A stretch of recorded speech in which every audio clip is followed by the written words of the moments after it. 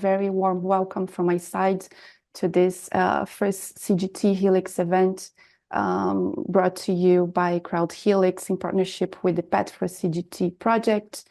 And today's session, we will be starting at 3:30, as you know, and concluding at 5 p.m.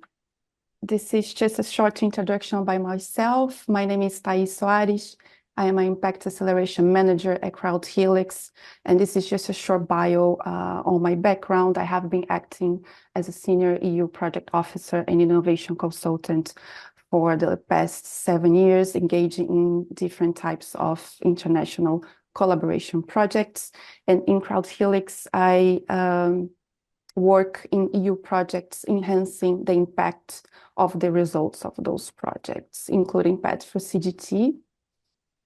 And here you can see some in-house recommendations that we have for today's session. The first one is that, as you know, we are recording the session. So if you have anything against it or if you don't agree, let us know. We'll be sharing the video recording and the slides from all speakers with you after the session is concluded. And feel free to post any questions, any doubts that you have in the chat. We'll be making sure that we take them into account for our Q&A session that will be after the roundtable discussion. And this is our agenda for the day. I'm not going to go through all the sessions names, but you can see that we'll have 4 presentations. After this, we have a roundtable discussion with all the speakers. If we have time, a Q&A slot, and then we have a presentation on our Cell and Gene Therapy Helix community on Crowd Helix platform. And that's it. This is my email. I will be here with you until the end of the event, and I hope you enjoy. And now it's time to officially kick off with the content of this event. I'll pass the word to Thomas Eaton from Limula, our tech lead on the Pet for CGT project. Thomas, thank you for joining. It's a pleasure to talk about exactly what we do with my company and also what we've set out in the field in order to bring manufacturing technologies to make the vision and dream of cell and gene therapy really a reality that affects many more patients than just the initial pioneers who were able to receive them. So we've got a lineup of speakers today, and then we'll conclude with a question and answer and roundtable forum. So I would encourage you, as the individual presentations are going on, please feel free to add into the chat any questions that you have, and then we'll collate those to be addressed in our roundtable session in the last half hour of the presentations. So maybe to get started, what I wanted to do was frame for you the approach that Limula had and that we took in order to come to collaborating into a European-wide project. I think it's a common theme that collaboration starts with the idea, the mission, that you have a vision on what to collaborate around. So I wanted to just walk through that story very briefly. In the context of our discussion is all about cell therapy. The aim I have of showing you a replica modality is more to emphasize the complexity of many of these cell therapies. So here we have a typical workflow of a CAR T, with the known issues of many of the steps being open, being developed in a research setting, meaning that they also are very manual because we have to go through a process of industrialization, and it's not the same people who would do the initial research who would then industrialize and manufacture. And this means that the current landscape is quite fragmented and that the steps are not harmonized. In our vision, we set out to try and bring all of those steps into one unified form factor with a vision of shared in many of the approaches for cell therapy manufacturing to make the process fully closed, to bring a level of automation that we have reproducibility, and also a footprint that allows you to manufacture these at scale. The team at Limula is where we started in developing that vision. So we have more than 16 individuals, over 8 nationalities, And coming from a deep tech science background, also relevant to talk about different degrees. But in cell therapy, the multidisciplinarity means in our team, we have 14 different degree disciplines that people have graduated from. And I think that's a commonality in the interface that we have between engineering, biology, immunology, and really the frontiers of medicine today is much more about collaboration. With Limula, we're also collaborating in the region. So here is a sky view of the offices, and we're surrounded by institutes local to us in Lausanne and then also in the wider Swiss region. And this is where we started from to work on engineering a prototype for manufacturing cell therapies. But in the collaborative spirit, first, I wanted to start with a little exercise for you, the listeners. If you have a quick look at this image, try to work out what this prototype was for. It's very engineering related. There's some gas bottles. Maybe it's even outside of what your everyday experience would be. But when I reveal the solution, after decades worth of innovation, some designers, beyond just that core engineering, and marketing, we have an everyday useful product. And it's exactly in that mode that we're approaching cell therapy manufacturing, to go from a vision of how we can combine everything into one step. And I have here our starting point, the equivalent of that engineered basic symbol, to try and come to a full solution. And this is where our collaboration journey really started with the Path for CGT project. And so this is a consortium of partners who applied and were lucky enough to be awarded funding from the EU for making a project on developing process analytics for cell therapy manufacturing. And the vision that we adapted for this is to start from an automated bioreactor to then include sensors as a way of developing monitoring. And the vision is that these are in-process sensors, leading to data capture that allows us to improve the manufacturing process. And each of those domains are distinct sciences in their own right. And so it's certainly a collaborative approach necessary in order to link one domain to the other and to actually make the whole greater than the sum of its parts. In our particular collaboration, we cover 7 different countries with a combination of technical providers, but also CDMOs, so the specialists who do the process development based on the technology. And as we're talking today, being hosted by CrowdHelix, aiding the dissemination and collaboration on sharing results and how to communicate with a wider audience. Within our consortium of Path for CGT, we have split the process into one of the automation, so this is where we are leading, to combining new sensor technologies, and then really applying those to different process development use cases, leading ultimately to in-process control of the manufacturing. And what's integral to any of these consortium projects is the way you work together. And so we also have a dedicated project management coordinated by Da Vinci Labs. And this has also allowed us to build the experience of working cross borders. I think we've all benefited from the recent COVID times that actually means that these projects can happen in real time, but with each team located remotely. Maybe back to the CGT use case that we're working on. We've taken an approach of combining a dedicated hardware with new sensors for the monitoring. And then the final touch is that those sensors are then providing data that can be iterated and fed back into the hardware. And in this way, we can achieve a feedback loop of combining the sensor data with improved cell performance.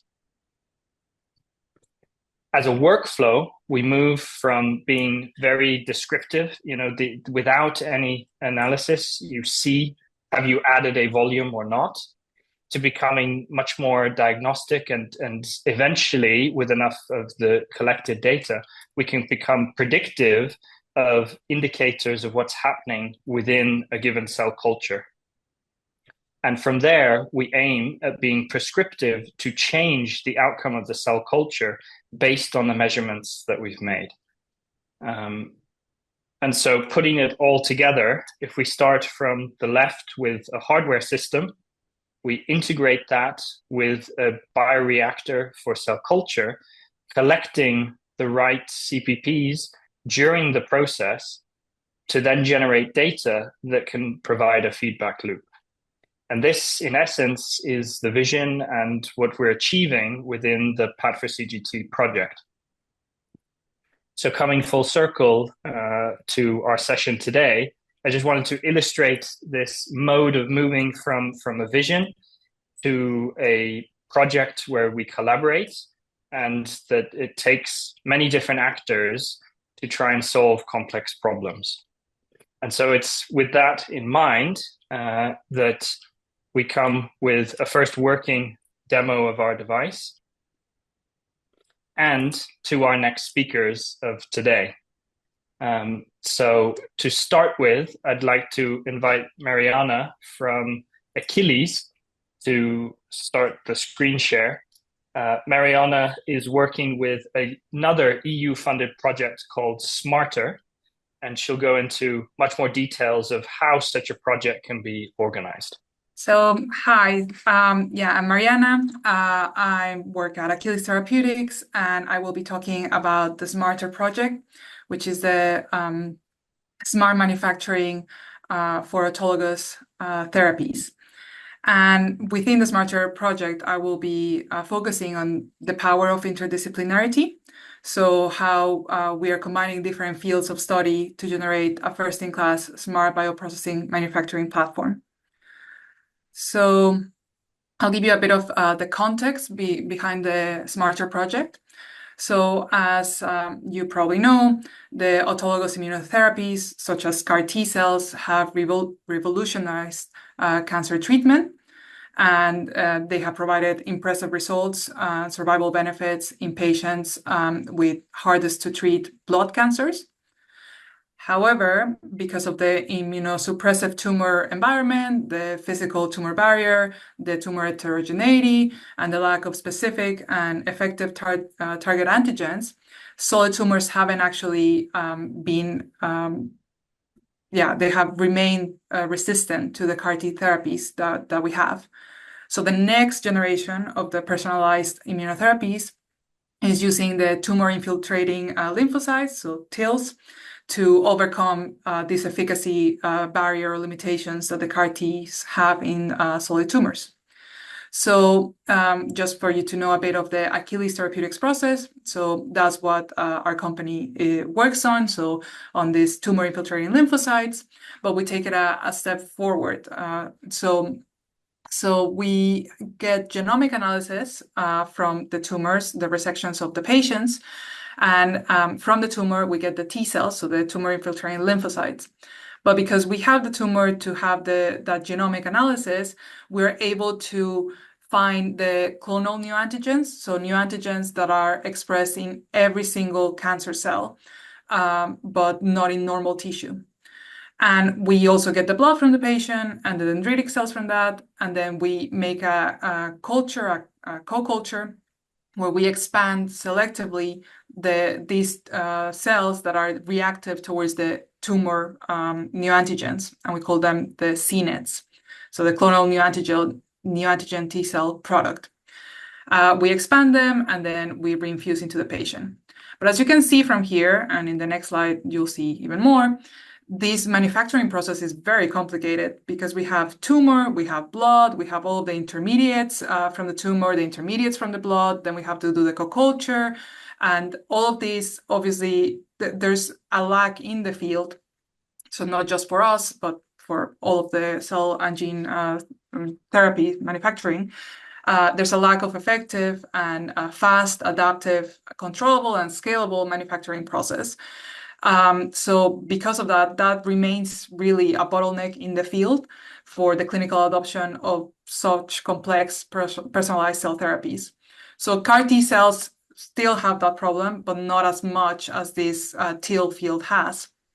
But yeah, so it's still a really big bottleneck. So because of that, we decided to form a consortium, and we luckily got this grant, again, it's EU funded, to kind of try to solve that problem.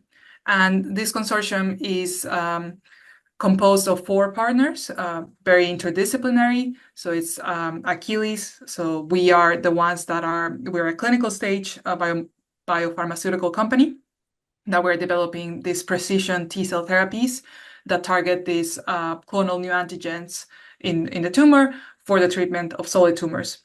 And so we are a clinical stage biopharmaceutical company, but then we paired up with Cell and Gene Therapy Catapult that is also here in the UK. And they are an independent innovation and technology organization, which what they aim is to advance cell and gene therapies. So then what they focus on is creating collaborations with other either biotechs or academia or big pharma to be able to forward this advancement.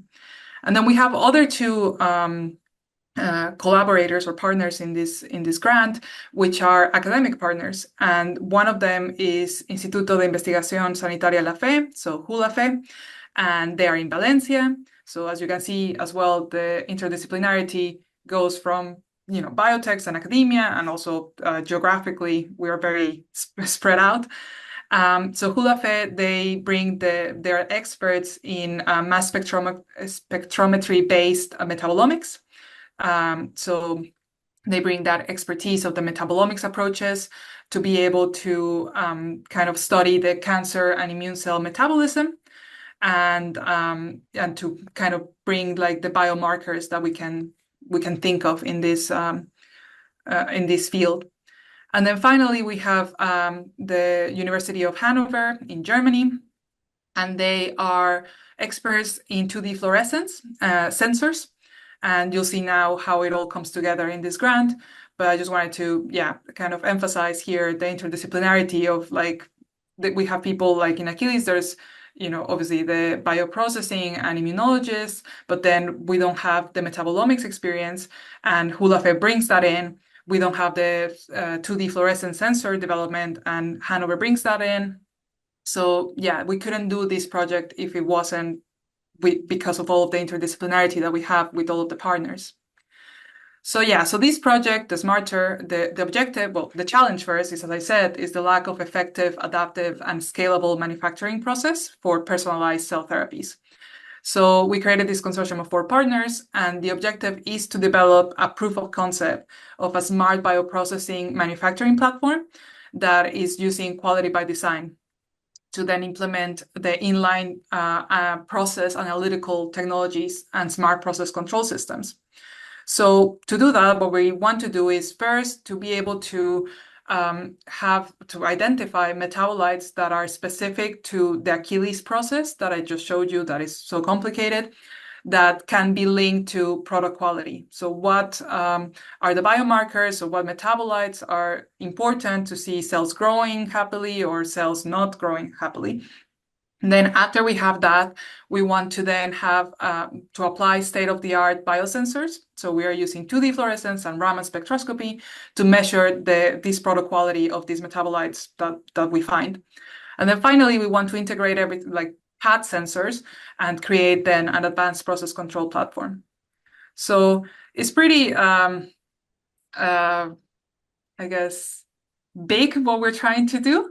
But because of that, we managed to get this EU-funded grant. And here I have, again, all of the different collaborators. As you can see, so Achilles is providing the know-how of our process, our manufacturing process, and the samples to do all of this, to do the metabolomics analysis and all of this. HULAFE is the one that is providing the expertise of the metabolomics analysis. Hanover is providing the expertise of the 2D fluorescence spectroscopy, and Catapult is providing the expertise of the Raman spectroscopy and also the development of the advanced process control platform. But if you look at in your right, you'll see that in all of the different parts that I just said, there's the collaboration. So the data modeling, Achilles obviously we have bioinformatics in-house that can do data modeling, but they need the help of the Hulafe bioinformatics to be able to do that because of the metabolomics component. The cell therapy manufacturing, Achilles again has a lot of in-house expertise, but then Catapult has a different set of expertise. So again, it's this kind of, we couldn't be doing this project if it wasn't because of these relationships that we have built and this interdisciplinarity that we have with all of the different components of this consortium. So this is just the way that we establish our grant. So again, you can see on the left that in every single part, in every single work package, except maybe the work package 1, which is the collection of the samples, the procurement of samples, every other work package has at least 2, if not 3 of our consortium partners or 4 of them. So at Achilles, we prepare the samples, we send them to Hulafe, they do the metabolomics analysis, and it's only because of that we're able to go to the next work packages, which is the one that is one of them doing the Raman spectroscopy development and the other one, the 2D fluorescent development. And at the end, we put everything together with the proof of concept at the end that hopefully will be successful. And all of us in the consortium are involved in that. And then to your right, you'll see that kind of like underneath it all is all of these work packages that are also just as important, which is the project management, the communication, dissemination, and the portfolio activities. And I'll talk briefly about the portfolio activities as well, because it's another kind of example of collaboration and interdisciplinarity. So in the portfolio activities, this is a new thing that the EU kind of created in this round of grants, which is that we are part of a bigger portfolio. So Smarter is a consortium of 4 partners, but on top of that, we are part of a portfolio that is trying to do the same that we're doing, so which is kind of help with the advancement of manufacturing for cell and gene therapies. So the EU had this idea of like, well, if we have all of these different projects that they're all trying to do, I mean, obviously not the same, but in the same area, couldn't we put them together and see if they can collaborate? They can exchange ideas, they can exchange maybe samples or something where they can collaborate. And then from there, if something comes out of that, I apply for a bigger grant. And so we are part of that consortium, and Path for CGT is also part of that consortium. And because of being in this, not consortium, portfolio, but because of being in this portfolio, we found out about what Limula is doing with their bioreactor, and we started a conversation between Achilles and Limula to try to see if it could be of mutual interest to try their bioreactor. So then, it's these kind of things that wouldn't usually happen. These conversations wouldn't happen if it wasn't because of being in this kind of environment where you could, talk with different people and be able to have this interdisciplinarity approach. So then this is just a schematic of how our smarter biomanufacturing platform will look. But hopefully, if everything works well, this platform will improve the production efficiency, reduce overall costs of goods, shorten vein-to-vein time, decrease batch failures, and lead to more consistent and predictable cell therapy product quality, because we would have these sensors that, again, as I said, the 2D fluorescent and the Raman spectroscopy sensors that will be able to measure metabolite A, B, and C that are important because we have already done this raw data and process data and data modeling to know which ones are important. And then from that, the advanced process control, the predictive controller that we want to do is, if we know that metabolite A is very, very important, and we see that it's being depleted, then the biomanufacturing platform will be able to say, at this point, you need to put more of metabolite A, let's say. And this is a very, obviously, rough way of explaining it, but that's roughly the idea. So the kind of unique selling points of our platform is that compared to other platforms that are already in in the market is that many of these platforms don't have really a real-time sensors, or if they have, they're very crude. It's like optical sensor or microscope. The parameters that they can measure they're very usually is pH, dissolved oxygen, and maybe the total cell density and the viable cell density. And the process control, there's no process control, or there are automated prescriptive steps. So with the smarter platform, what we're trying to do is, again, have real-time sensors that on top of the optical sensor that, we kind of like at this stage, many of the new biomanufacturing platforms have, is that the optical sensor, we would have also the Raman and the 2D fluorescence. We would be able to measure the pH, the DO, but also a lot of other metabolites. And then the process control would be, if everything works right, the adaptive control. So as you can see from the presentation that Tom gave, there's a lot of parallels, a lot of things that we're trying to do in different ways, but it makes sense because that's the bottleneck that we have as a field at the moment. And I just wanted to acknowledge, as you can see here from all the different people that are there, there's like a big consortium. And the same as Tom said, it's many different nationalities and many different backgrounds. We have, immunologists, bioprocessing people, like there's a lot. So it has been a very interesting ride because obviously you come with what you think other people will understand, and then they come with the same kind of like, oh, this is basic knowledge, and then we just come together and it's like, no, this is new for me, and that kind of collaborative environment is where these kind of ideas can come out of. And that's it from me. Great, thanks so much for those insights, Mariana. And I saw one of the questions coming through in the chat about how to structure the work packages in a grant. So maybe that's a topic we can touch on in the roundtable. How do we orchestrate in a grant portfolio who does what? And then remind you, if you have questions, please put them into the chat that we can catalog and have a lively discussion at the end. But for now, I'd like to invite Daniela to start sharing her slides. CEO of Sarcura, a startup based out of Austria, and herself also combining interdisciplinarity, having trained as a biotech engineer and then retrained in the world of business with an MBA. So Daniela, take it away. Hi, I'm Daniela. I'm CEO of Sarcura and co-founded the company. Sarcura is a deep tech startup powering new possibles in cell therapy manufacturing. We are currently 28 people from 15 different nations. So again, very interdisciplinary setup, similar like Tom and Mariana said. We have people from cell biology, optical engineers, mechatronic, electronics, software, all of that. And we are located north of Vienna at the Institute of Science and Technology. My background is I worked 15 years in corporates, providing manufacturing tools to the biopharmaceutical industry. In my last position, I was as a director for the pharma group, dealing with a lot of explorative projects, maybe it be on exploring new technologies or new applications or new markets. So I have done a lot of different type of collaborations in my career. And today I wanted to exchange a little bit on, the challenges and advantages and opportunities we see in such an complex field like cell therapy if you take collaborative approaches.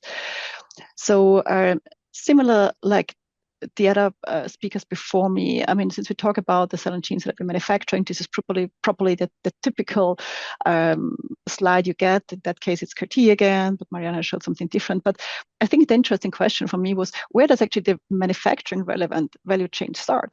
Does it really start with the collection where, on the day and how you take a leukapheresis, there's a huge influence in quality.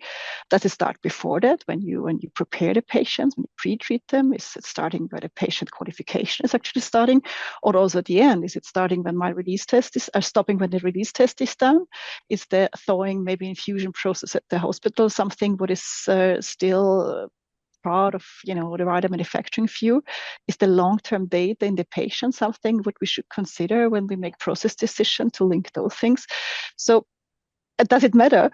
And I think we all agree that we have this huge manufacturing problem that we currently work, as mentioned before, on this very highly uncontrolled, very manual or semi-automated, large clean room footprints, which is a huge problem, but it's not. To solve the problem, it's not an end in itself. What we really try is actually the ultimate goal is to get patient treated. So dramatically increase those today's 3% of patients who actually receive a cell therapy to increase it to a number of patients who are actually eligible beyond blood cancer, as Mariana mentioned, or even beyond oncology. And as an industry, we all agreed that it takes transformation across the whole value chain. There is not a single player in that field who can address the whole value chain, as I mentioned before, from starting, by selecting patients until bringing the data back from the long-term monitoring. And the only way to overcome that is by collaboration and by focus. Yeah. So there is nothing, and I think it was mentioned before, it's not that if you pick a topic, you say other topics are not important, but it's just so wide and it's so large. And as Mariana said, maybe you build a consortium, you start working, you figure out, hey, there's another consortium, they're working on something similar.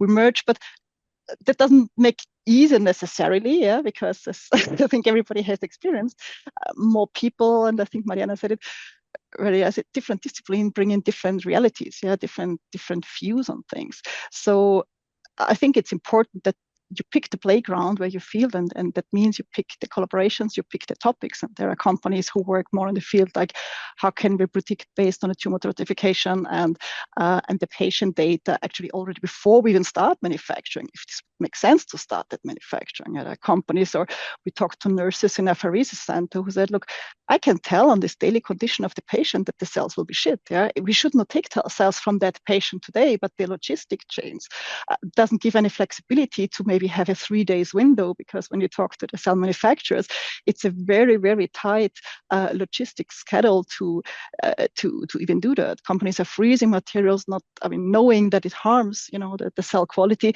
for logistic reasons. So what I want to say is, you pick a topic, and it's not necessary that you think other topics are not necessary, but you have to start somewhere. And we, as the other speakers before, we choose the GMP manufacturing part, simply, honestly, because this is where our background is, and this is where we have expertise, not because we don't find other things very interesting.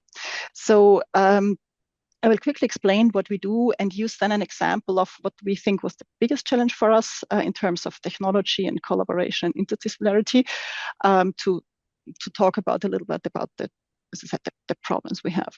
So Sarcura's idea built really around the idea there's a need to dramatically increase the scalability. And we believe it takes more or less 3 aspects. And I think there is not too much total weird conflict with what speakers in front of me said.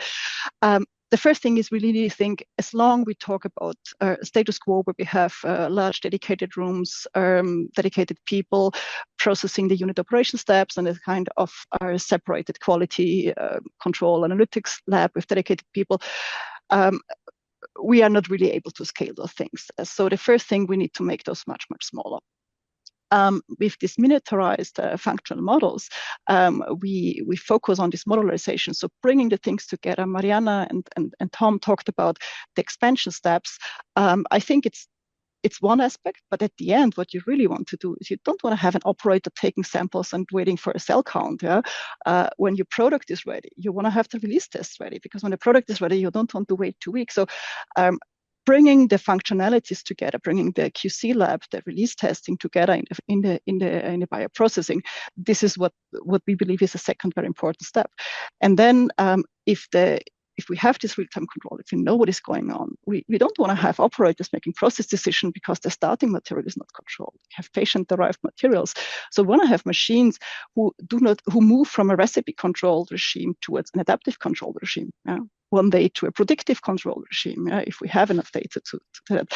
So I think with those small and autonomous systems, we can, and of course, truly scale if we don't need to make an operator babysitting that. So I think in that aspect, there is not too much disagreement. as you can imagine, one of the biggest challenges when we thought about this concept was actually how do we shrink the whole thing? Yeah, and while microfluidic, for example, I would say there was a lot of knowledge, and in other disciplines like also in diagnostic, it's quite established. So there is a lot of understanding how to shrink fluidic setups. The bottleneck we, for example, saw that, well, there's a lot of optical measurements in our industry, and optical measurements, if you think of a fax or whatever, it's a huge setup.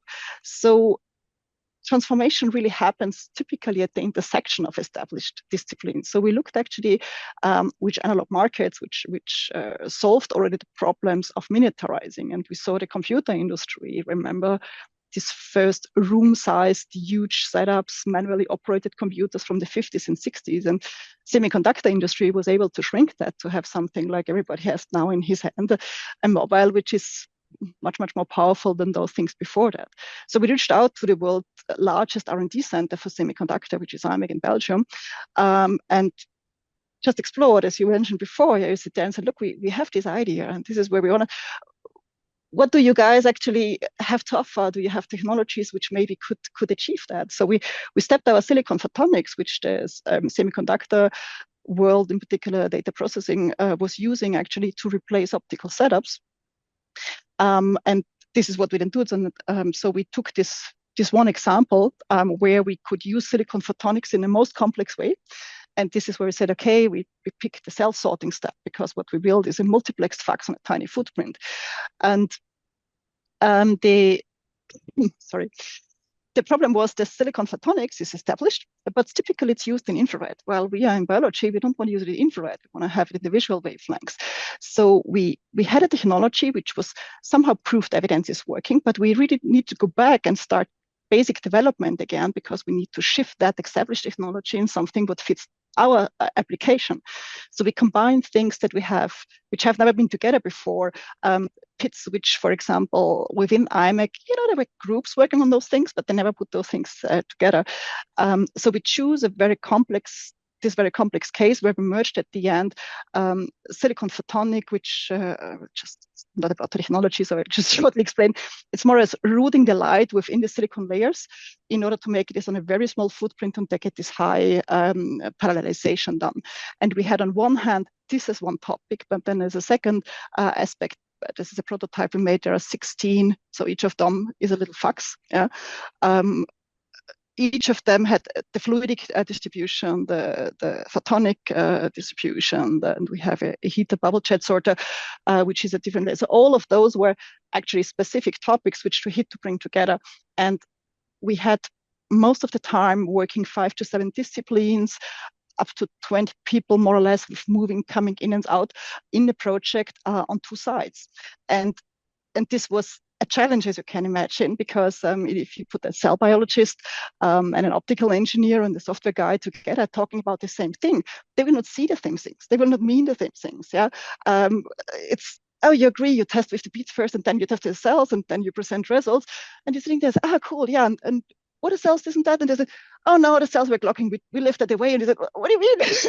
So things like that, where you make process decisions or decisions in the R&D, which for the one discipline doesn't seem to be relevant. For another discipline, that this totally changed the setup. And this is nothing what you just change by setting up a proper plan. This is a permanent communication at the end. Still stay there. Sorry. I think what the basic problems are, or the basic challenges, is really that it's hard to be interdisciplinary because of the different backgrounds you have. Yeah? And as higher the uncertainty is, as higher you go into things which have not been done before, as more difficult it gets. And I still believe that basic way to make that working is actually building trust between the actors. Yeah? And although we have all experienced how we can work abroad, I still believe it's not about meeting someone online, but going in front of an equipment, solving an issue together, seeing the same thing and discussing together what we saw, why we think, and trying out. This creates the shared reality. Yeah, and we had times where in COVID we had lockdowns where we could just we had the VR glasses and we're sitting and seeing what the others saw in the lab, and and still you knew if you just take the plane, spend 3 days to get a lab, it would be fixed, and you could not. Yeah? So I really believe this is a very, very key thing, and lucky if you find a collaborator in the lab next door. I think typically it's not, yeah? And you have to take the efforts to make people spending time together, working together in the same lab on topics, and then moving on their own places again and going on and having this permanent communication is hard and is a challenge. Yeah? Another aspect I found sometimes interesting is that you think and sit down, and I think it was mentioned before, you align on the targets and the strategic targets, and you think it's fixed, but at the end, an R&D center or an academic institute is not incentivized for the same thing as a startup or as a corporate. Yeah? An academic institution must show that principle work. And then if that works, they're saying, hey, cool, it's done. And you look at it and say, yeah, but between that is done and mine is done, there may be a few years and a few millions. Yeah? And the corporate may be measured on, that they run things very efficient and stable, but not very flexible, not very quick. So aligning those basic not outspoken way of how we are measured, I think that's a unique challenge which you have to address very open to make a collaboration successful. And last but not least, of course, the fundraising. And it doesn't really matter if you are a startup where you fundraise at the intersection of disciplines, or are you trying to get budget in the corporate where I said, yeah, but this is risky and this is uncertain and there is no blueprint for it. So all of those things are a challenge in general. And I think it's a larger challenge if you go in the interdisciplinary, because this blueprint is, we have done this 3 times, is just more rare. And I think in that setup, grant collaborations are a very nice way to de-risk certain of those topics, but I don't think it's the answer for every solution, because usually it's not the quickest setup. Yeah? So we do run EU projects with consortia. We do have national projects with groups, but we also have collaboration which do not work on a grant base, yeah? Where we just either both put our contribution in the project, or we pay a collaborator to bring knowledge in. And finally, I think we all love to talk about disruption and transformation, but there is also incremental innovation with the dark. And no matter if you think about the manual semi-processing part, there are things to improve, and they should be improving, because the cell companies who may listen here is, if you need to produce something today, it doesn't help you if there's a very cool solution in 5 years, because you need something today. And I think it's not a neither nor, it's an end. Yeah, we have to do something on the incremental side. Yeah, the robotic automations we have now, for sure it's an improvement. I think it's not improvement enough to really make thousands or 100,000s of doses. But I think collaboration and innovation happens in each of those segments, and it's not just the super long-term transformative stuff which the industry needs. Great. Thank you, Daniela, for this overview and summary. I mean, the idea of getting physicists and biologists talking the same language is what keeps me up at night. In our team, we regularly have two people who completely misunderstand each other until they have something physical in front of them, and then the penny drops. And as you say, the progress is also in finding that common lexicon. So I'd now like to move on from the combination of different technologies that have been presented to more, where do these technologies end up? How do we decentralize and bring this to the patient? So I'd like to invite Dorothea to come. There we go. Dorothea is a longtime pharma expert. He was involved in building out the supply chain, but more importantly, the commercial launch of one of the first approved CAR T therapies. And with that, Dorothea. Big thank you, first of all, because I'm learning each and every time. Also today, I see, that things are moving. I'd really like to tell you, I need to put up a disclaimer. I see no one else has done that today, but for me, it's important in 2 ways. So I have been working for Novartis for almost 25 years in research, development, and technical operations in 3 different countries. And what is worthwhile mentioning for today is that I set up a central manufacturing site for autologous cell therapies in Switzerland. Of course, not me personally and alone, with a wonderful and large team, and it worked out really, really well. afterwards, I joined a small startup in Lausanne, which is where I also met Tom and colleagues, because we are, or the team is still situated there. I have left this beautiful company, Tigen Pharma, which is a clinical startup in Lausanne, Switzerland, as I just said. And with this company, I supported the team in setting up a decentral manufacturing consortium in December 2023. That's also worthwhile mentioning in my disclaimer. And also, I should tell you that I'm currently bound by a non-compete clause of Tigen Pharma. And I assure you that whatever I'm sharing today is public knowledge anyway. This is the big promise for all the ATMPs. So I'm just lifting us, all of us, up one level, because you are all, of course, working in the technical details of large solutions. However, why are we really doing this? This one-time treatment chance is a huge promise of any of these advanced therapy medicinal products, these ATMPs. Please continue. Thanks. And I've been asked this many times because I seem to be a very big supporter of decentral manufacturing for autologous cell therapies. I've basically been on stage about 3 years ago talking about decentral manufacturing for autologous cell therapies. And at that time, I felt a bit lonely, I must say. So I think times have changed. And what we see, and I just put a little schematic here, and it has also been mentioned beforehand. So far, we've not been treating many patients. It looks like many. It's been around since 2017 and beforehand, of course, for clinical trials. But from a commercial perspective, about 35,000 patients have been treated with autologous cell therapies up to today. And capacity is clearly a bottleneck, and costs are a concern. Please continue. So the liquid tumors that we have spoken about now quite a bit already are rare, of course, a first target, as we all know. Today, and that was also mentioned before, we can hardly treat about 10% of the eligible patients. And this is just the liquid tumor space. The solid tumor space is coming.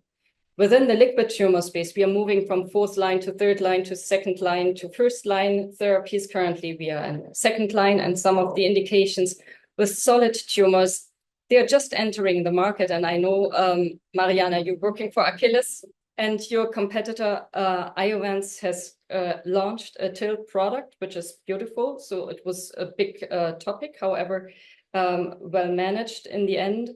And this is the first one of these TIL therapies, and many more will come. We also see TCRs and also CAR-Ts move in the solid tumor space, things, or from a scientific perspective, a few of us would not have thought a few years ago that this would be possible. So we can expect the solid tumor market to also increase a lot for autologous cell therapies. And just recently, also the autoimmune diseases have become a target for cell therapies. And I happened to have met one of these very famous professors from Nuremberg, Professor Mackensen, and also Professor Schmidt. So I believe I've not, just closing this window here to maybe make sure I'm not ruining the noise, the sound here.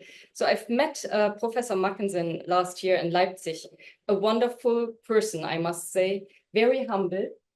And he actually was collaborating, he as a hematologist, an oncologist, was collaborating with his peer Schott, who is a rheumatologist and an immunologist.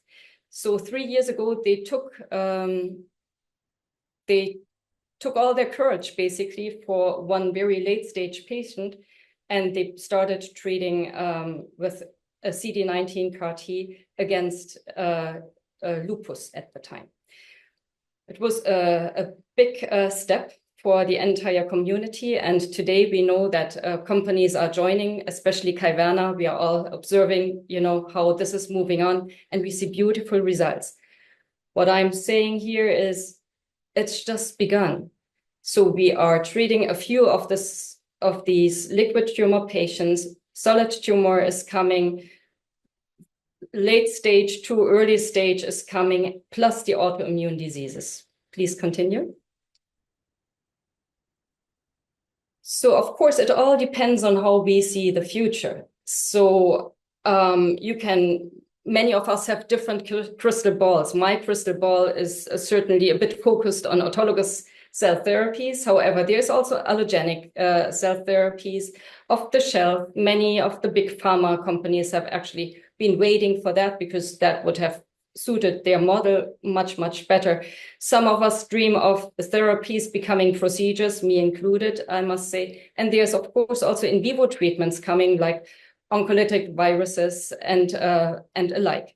So it really depends on how we see the future. Next slide, please. One thing is clear, we expect a tsunami of approvals. As I said before, earlier lines of treatment, solid tumor treatments entering, and also autoimmune disease. Please continue. The cell gene therapy market is poised for substantial growth. So we hear the numbers, 20% year over year. That's not a fiction anymore. It is growing a lot. By 2033, it is predicted to be more than 100 billion as a market, which is incredible. So we should better prepare for it from a company perspective, wherever we are, equipment, or however we can support this journey. And also from a patient perspective. Of course, patients are also waiting for these products. Please continue. So just to be very clear, what I'm telling you right now is solely focused on autologous cell therapies, because I'll be making the case why I don't see any other chance than increasing the capacity to a very good level, and also decreasing costs by keeping the quality high level. I don't see any other chance than really going decentral for autologous cell therapies. So please, next slide. So me included, 2017, when I came from Ireland to help set up this manufacturing site for Kymriah for Novartis, I listened to the top management who thought that with operational excellence improvements year over year, we'll certainly get there one day, because it was clear it's just too costly. Cost of goods in our space are usually about 70%, and pharma is usually used to about 30% cost of goods. So it's a huge difference. And I think it was underestimated at the beginning, and maybe also for a good reason, because patients were really waiting, and who else should have done that than big pharma? However, decreasing year by year, a few percent will not help. Well, it will help. However, it will not help tremendously. We need a huge shift. And I add another little piece into this thinking process, bear with me, because cost of goods is certainly one topic. And then cost of goods are such and such, and then you make such and such price or whatever. However, every country since the beginning of cell therapies has had contracts with the companies around pay-for-performance models. And they are very complicated and country to country very different. And all of you who are experienced with pay-for-performance models, please forgive me. But let's just keep it very, very simple. So basically, pay-for-performance says in whatever way. It says, when it's efficacious, I pay you. Mm-hmm. In that sense, let's think about CAR T treatments for example, ALL, 90% efficacy. That's pretty good. Basically, you treat patients or children, and they are good afterwards, so it's efficacious. Think about DLBCL, maybe around 60%. Think about tumor-infiltrating lymphocytes nowadays, maybe between 30 to 40%. And that's a huge chance for patients. Don't misunderstand me. So if someone told us, okay, you're done. However, I have this very therapy for you, which gives you another 30 to 40% chance. Of course, we should do it. However, from a manufacturer's perspective or from pharma perspective, depending on the efficacy, the revenue of one reimbursed product needs to cover the cost of goods of producing the other therapies. Let's say in a case of 30% efficacy, you need to calculate, in order to calculate a good price, that you'd need to pay for 3 therapies in order to treat one patient. It's a very simplified model. However, please bear this in mind, because that's adding to the complexity of why is the current model not a future model, as I believe. So let's go to the next slide, please.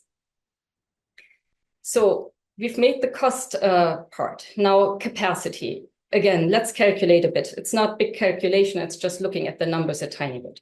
We said 35,000 patients treated so far commercially, and maybe another about 5,000 treated in clinical trials.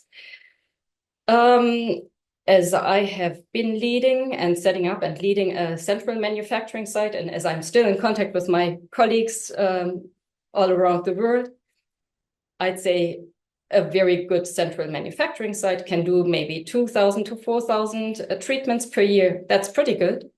Excellent is certainly to go up to 8,000 therapies per year.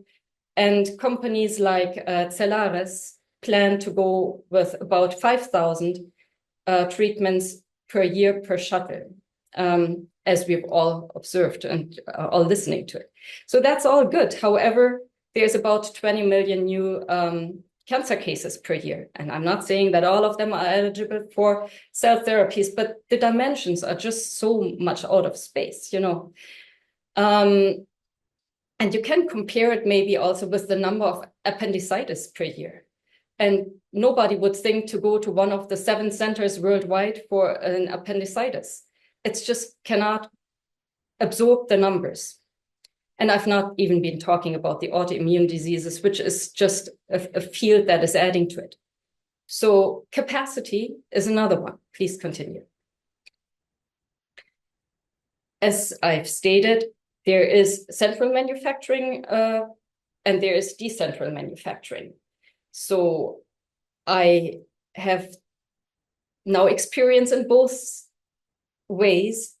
Of course, at different times, and I would believe that for autologous cell therapies, this needs to go to decentral manufacturing. However, a few prerequisites are really necessary. Next slide, please. And you've mentioned all of those in your presentations, and I've been listening heavily and intensely. And you've all mentioned data, and I would agree. This is one of the biggest prerequisites for going decentral, because you need quality systems that can cover what you do in wherever you are. And there is a big dream that we are all dreaming, and I'm happy to see all the confluence with all the various collaborations, because one day we'll be able to crack it.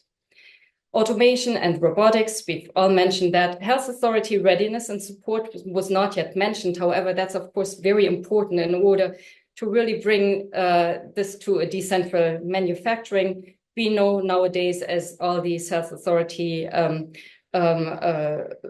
communications are out, that they are open to go a long way together with us. It will need good communication and lots of data. We see that the industry is converging to decentral collaboration, and I'm talking about CDMO-like consortia, which is also something that the company I just came from, Tigen, was and is pursuing as together with a consortium of additional companies. We've been mentioning equipment, bioreactors, which is of course at the center of any cell therapy manufacturing. It's not everything. There is so many different parts to it, as was also mentioned beforehand, but a bioreactor is certainly an important component of growing cells. And you've mentioned all of them, the prodigy of Miltony, the cocoon of Lonza, the X3 of ADVA, the IRO of the ORI, which was just recently launched. And there's also the Limula platform. Tom, for you, I've put this one onto the slide, definitely. You are part of the future.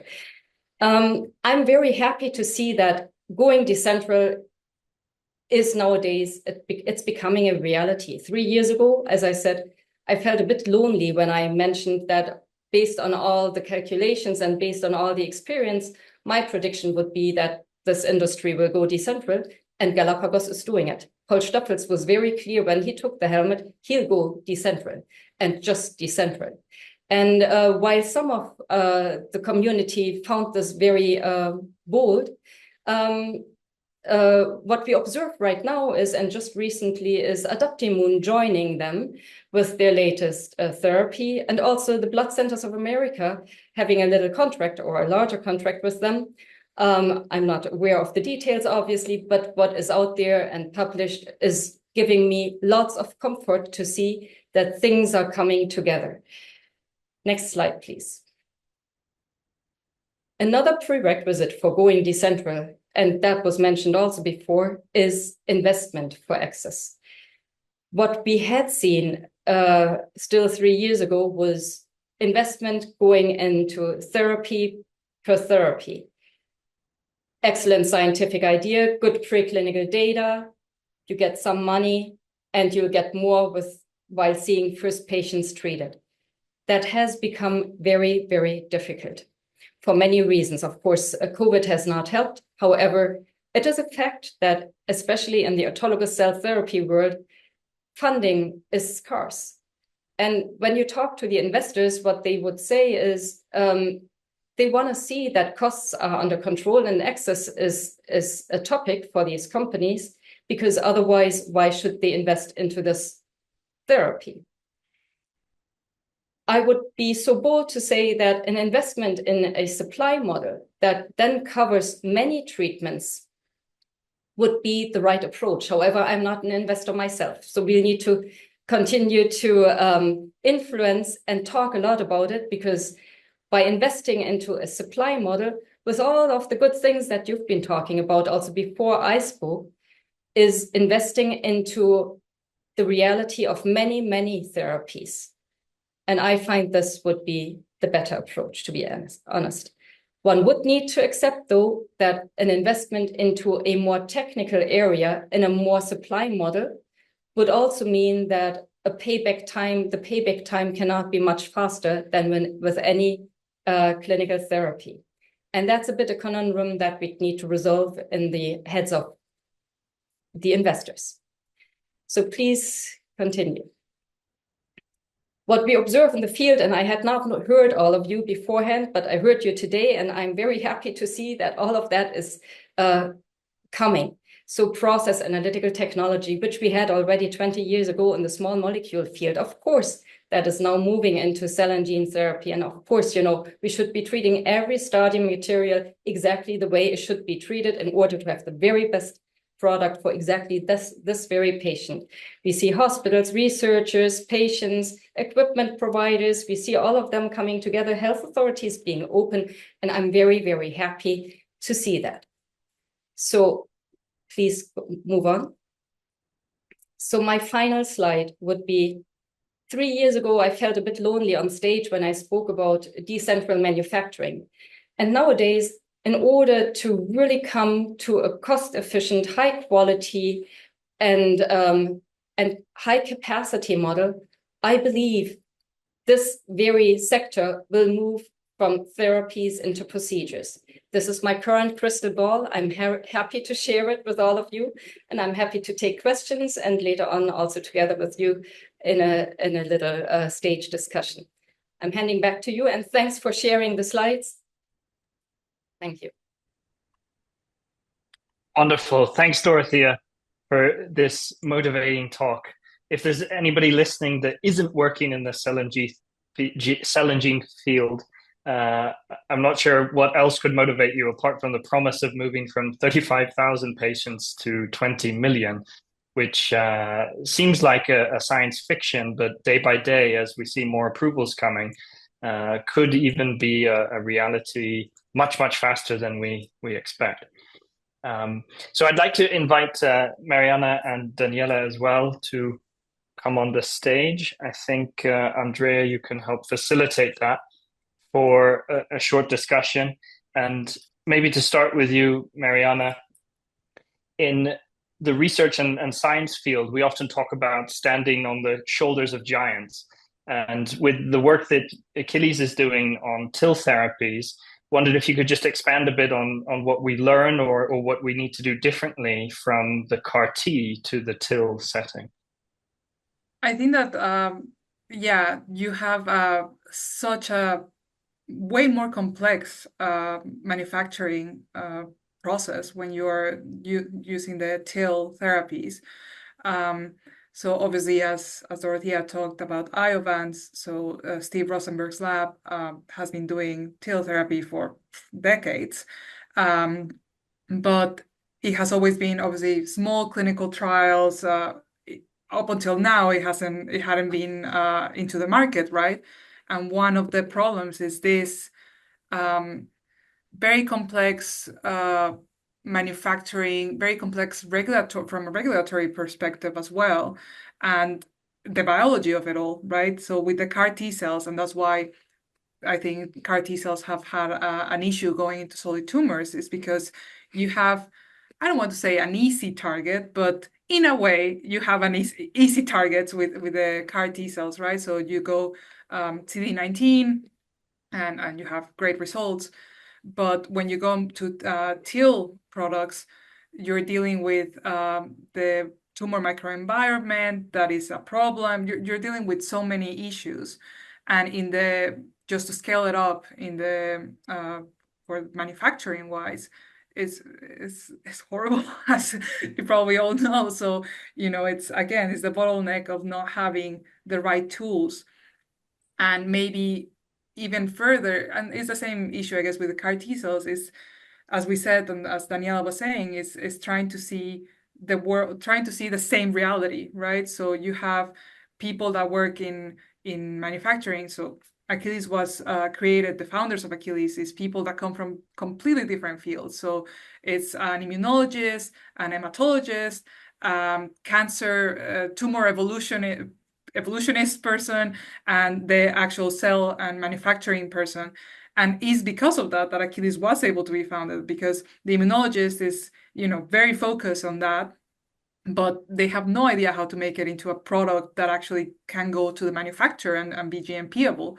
And yeah, you need the immunologist to obviously be able to work with the T cells, right? So yeah, I think that it's I don't know if that answered your question or not, but I just went on a rant there.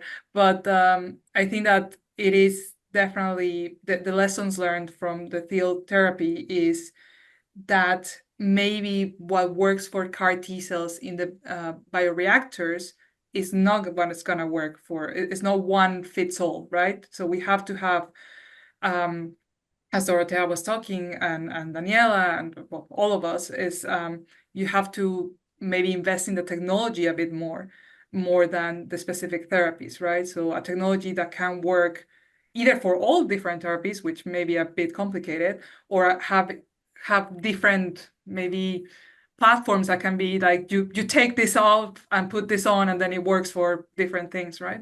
Yeah.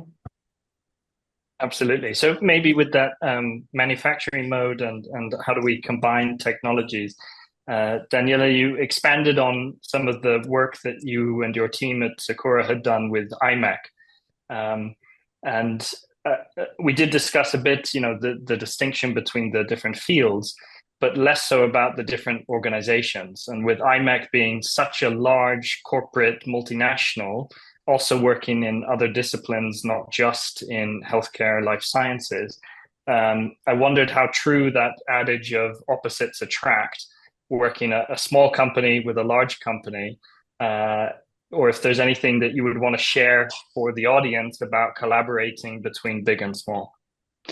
Yeah, I think it definitely helped that I have a corporate background and I understand how to maneuver in a large corporation, because it's not this one unit with this one strategy and with this one, oh yeah, Daniela wants to do it, great, we all want to do it, yeah. So of course, large portion of the work is try to figure out where you find similar alignment, but also similar strategic fields. And I tend to ask 3 questions when I start a collaboration. Yeah, and what is what you try to get out of that? What do you fear, and how you make money? Because at the end, yes, we all want to treat patients, but none of us have enough money to spend on that. So we spend money to make money at the end, and I think it's important to figure those things out.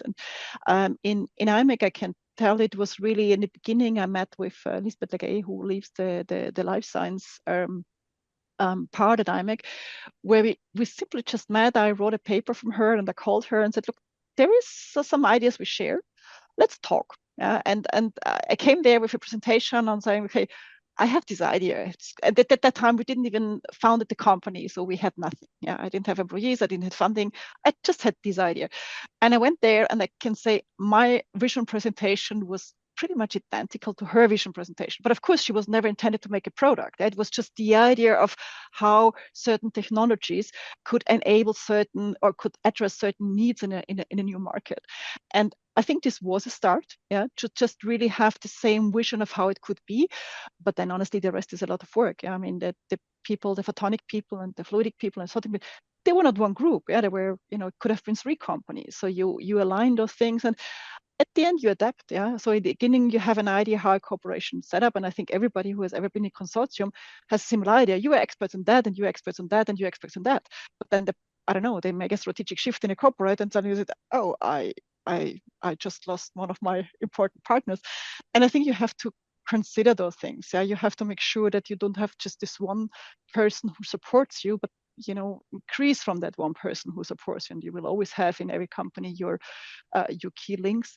And then we changed the way how we work together on the journey. So we started with the typical way, and we realized that for us, going this high uncertainty, going this very high exploration, which is honestly very cost intensive. So I can tell developing this 16-fold fax on a chip using silicon photonic, half of the money I raised went directly in a chip development. So it's really not just making it, it's developing the manufacturing of that. Yeah, so we have roughly 470 lot turns, it's called in silicon. So every time the wafer is touched, it's super complex. This is not what they're used to. Yeah, so we take a knowledge and we applied it, but on the other hand, it helps a lot if they have seen other things, because they do, while we make our projects, develop silicon photonics for total different applications. So there are learnings which we as a startup, we could never do all of that. So I think there's a pros and cons, and you have just to understand how you deal with it in order to get out what you want, but make sure that they get out what they need as well. Yeah, I think every corporation just works as long everybody has a benefit of being in that collaboration. Yeah, no, great. And maybe a common theme or words that I think I've heard us all say is between simple and complex. And Dorothea, you presented very clear, effectively a simple thesis. And I just wondered if you could expand on the tendency we have to apply complex solutions to the complex problems. How do we avoid the entropy and maintain a simple storyline? And in the collaboration, as you were just saying, Daniela, having a simple story that everyone adheres to can drive collaboration. Well, that's now, a word of wisdom for someone who has been in the area for many years. So I truly believe that very much in general, if you can simplify your message, you find many people following. And that is important for all our fields, whether you're a mathematician, whether you're a teacher, whether you are in our field. And I truly believe as well that if we understand our field well, we should be able to explain in a very easy way.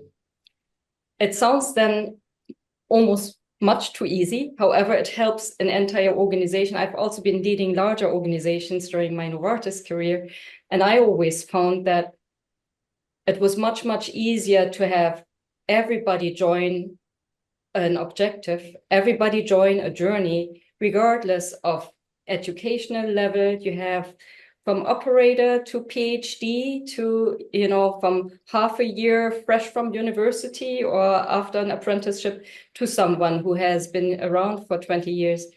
You need to find the commonality in language for many diverse teams to really follow. So I think that's maybe what I can add to that one. No, definitely. And I think we had one question in the chat, Thais, on more what's next or what can we do out of collaborations? Maybe you could share. Yes, exactly. We have one question from the audience, from Francisco Blanco. He directs his question to Mariana. I think he wants to know exactly who is leading work package 6, 7, and 8 from your project. And I think those are related to project management, portfolio activities, and communication dissemination. Yeah, so for our project, we are leading it. Achilles is leading it, those work packages. But because of Brexit happening in the in-between of applying for the grant and getting the grant, we also have subcontracted a company called Catalyze for the dissemination and project management, just to help us with any kind of regulations of EU versus UK regulations that we need. And yeah, the portfolio activities, I'm leading them. Well, me and the rest of the team at Achilles. So yeah, again, it's one of those things that I guess sometimes, even with the best intentions that we have in science, as Dorothea said, there's other interests. So, even political situations and so on can put a spanner in the works, right? Thankfully, in this particular consortium, it didn't happen, and we were able to move things around. But yeah, it's one of those things that you have no control over, and can actually, it's obviously it's detrimental for science as a whole, because then we don't get the same kind of interactions that we could get if everything was a bit more apolitical, I guess. Mm-hmm. Yeah, indeed. Thank you so much, Mariana. And just maybe contribution from my side.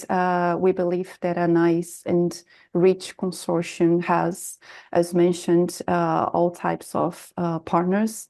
And also from our side, we are really happy to contribute with the impact of the Patch for CGT. And now I would like to thank all of you for the enthusiastic presentations, for the very interesting talks on cell and gene therapies, with your views and the questions that we had on the roundtable discussion. And finally, I would like to ask my colleague Valeria Puglieri.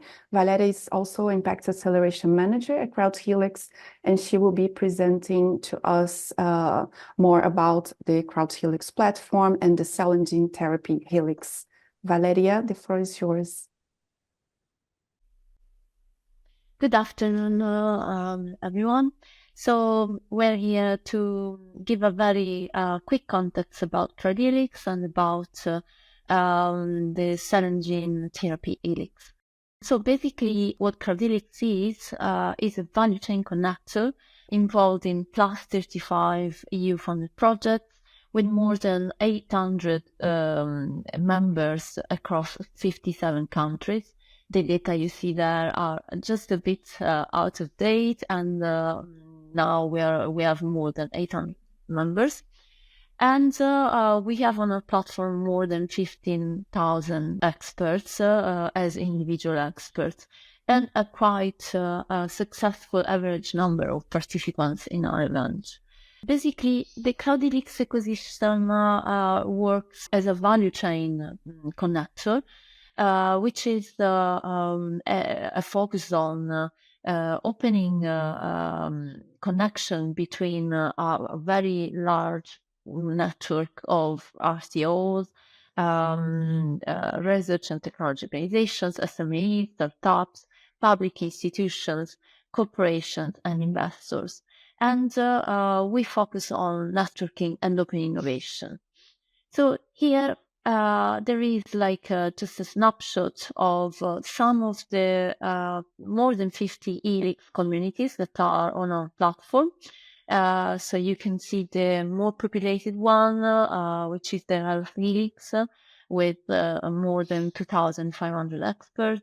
We have also the digital helix, which is, of course, cross-cutting topic, and the mission cancer helix with 597 experts from 202 organizations across 46 countries. And now we have a look at the cell and gene therapy helix, which hosts 238 experts among RTOs, which are almost half of the members, SMEs, which are more than 50%, a small amount of corporate, and also associate, which includes, for instance, patients associations and other organizations. How do we manage our helixes? Basically, we use our impact acceleration approach, which is made by the helix impact model, by the science, communication, and commercial dissemination activities, and by a large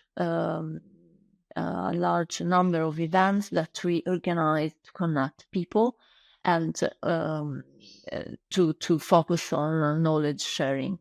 Our helix impact model starts with the setup of the helix, with an helix launch event that is aimed at creating a first core group of stakeholders and participants, and then keeps its journey through the engagement of the network, then through the impact and foreground, which is aimed at facilitating technology transfer and commercialization, and also at the dissemination of the key exploitable results as project results, of course. And then we have the last phase, the helix maintenance, basically, where we focus on keep growing the community, but also stimulating new proposals and new collaboration activities. One of the main tools that we use in our methodology is our proprietary platform, which is an open innovation platform where the functions are aimed at increasing the funding opportunities, increasing the connection, supporting the community building, but also supporting the European Commission in basically contributing in the European Commission's goals in terms of growth of the industry and the challenges, and supporting the challenges of our society. This is the end of my presentation. It was just, as I said, a very quick snapshot about Crowd Helix, the cell and gene therapy helix, and our whole ecosystem. These are the contacts you can email to my colleagues Michael Brown and Kate Jurgens. And if you want to join our cell and gene therapy helix, please scan the QR code to enter into the platform and have a deep dive into it. Thank you very much. Yes, thank you very much, Valeria. And now to conclude right on time is 5 p.m. And I would like to first thank all the audience that joined us today from several countries enriching our event, our first CGT event. And thank you to Thomas Eaton from Limula for also moderating the session and being a partner in our Pet for CGT project. Again, thank you to our lovely speakers, Mariana, Dorothea, and Daniela, for joining us today and also sharing their own expertise and their background. And also thank you, Valeria, again for presenting the CGT Helix. As mentioned, we will be sharing the recording of this session and all the presentations with all of you that attended the event. So just keep up with us when our emails will arrive until the end of the week. And to finalize this session, I want to invite all of you to our second Helix event. This will be an in-person event. We will have a booth for the Pet for CGT project and for Crowd Helix at the upcoming European Society of Gene and Cell Therapy Congress in Rome. This will take place on the 22nd until the 25th of October this year. And with this, I would like to thank you all again, and I hope you enjoyed our session. Thank you. Thank you. Thank you.